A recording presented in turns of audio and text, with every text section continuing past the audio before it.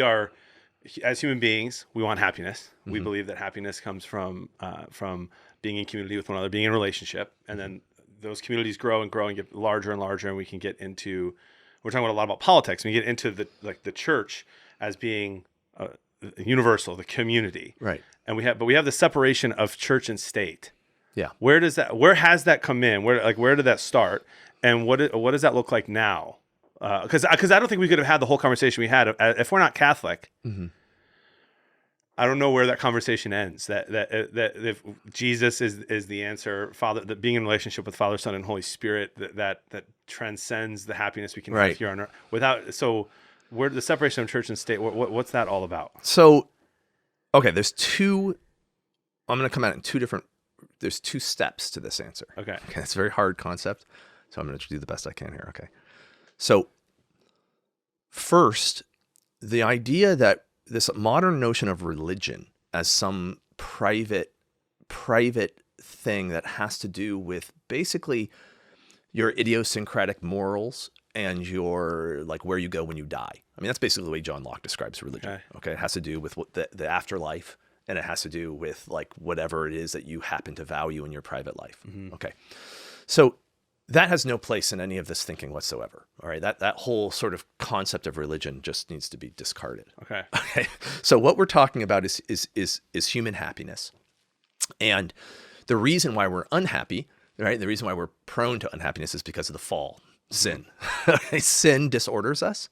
Sin. So if you think about the garden before the fall, what we live together, Adam and Eve, their children, they live together. They are building out a community. That's the commission to multiply, right? To be fruitful, to multiply, to subdue the earth, to build out the community, and they're walking with God, right? They're actually full of grace, so they're elevated even beyond their natures into the life of the divine.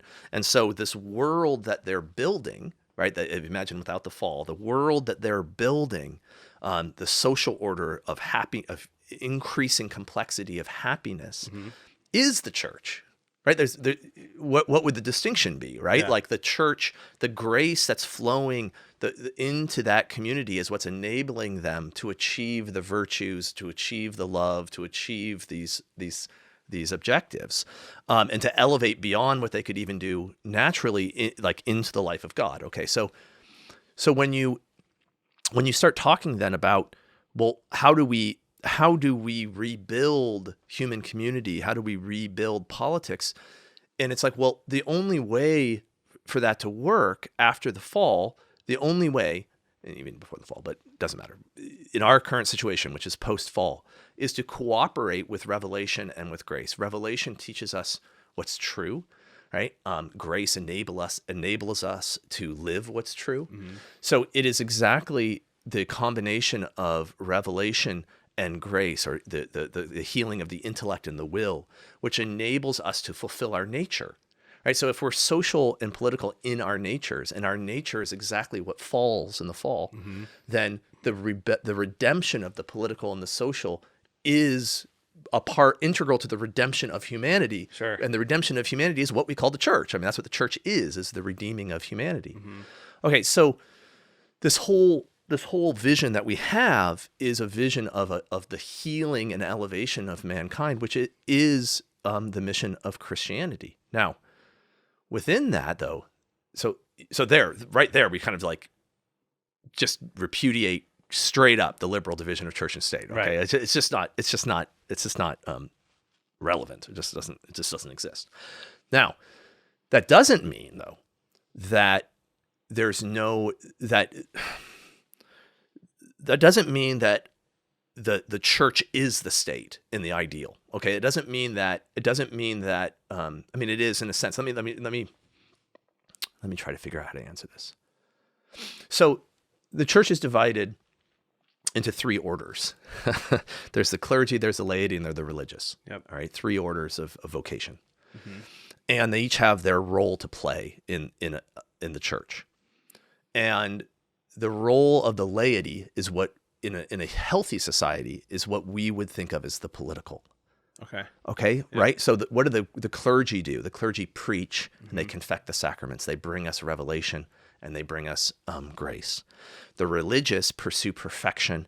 They pray. They are sort of living martyrs that make hope real in the world. Yep. Okay, and are an influx of grace through them into the community. All right, but the laity are the ones who order the world.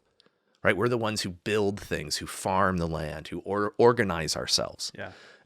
And even if we imagined a world without sin, which is impossible, but even if we did, the laity would be the ones who did those things. And that would require organization, it would require authority, it would require hierarchy, it would require the things that we think of as being political. Yeah. Okay, so the political is the sort of vocation of the laity. When sin enters in, now we have not just those positive things, but now we have remedial action, right? We have to deal with criminals. We have to deal with discipline. We have to start using coercion, force. Yeah. And that then again is the role of the laity, not the clergy. In fact, canon law forbids the clergy to pick up weapons, for example, but the laity must be willing to do that.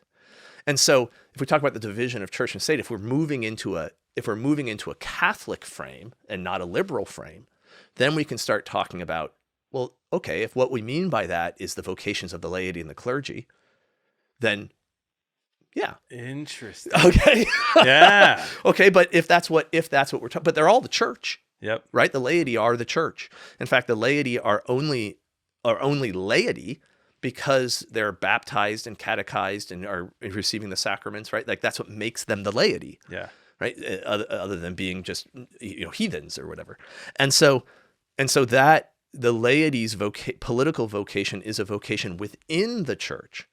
But now we're expanding our conception of church to include multiple orders. Mm-hmm. Whereas most of the time these days, I think when people say church, the church, they tend to be talking about the priests and bishops. Yeah. Right? And so we're not talking about the priests and bishops being the kings and the congressmen and the policemen.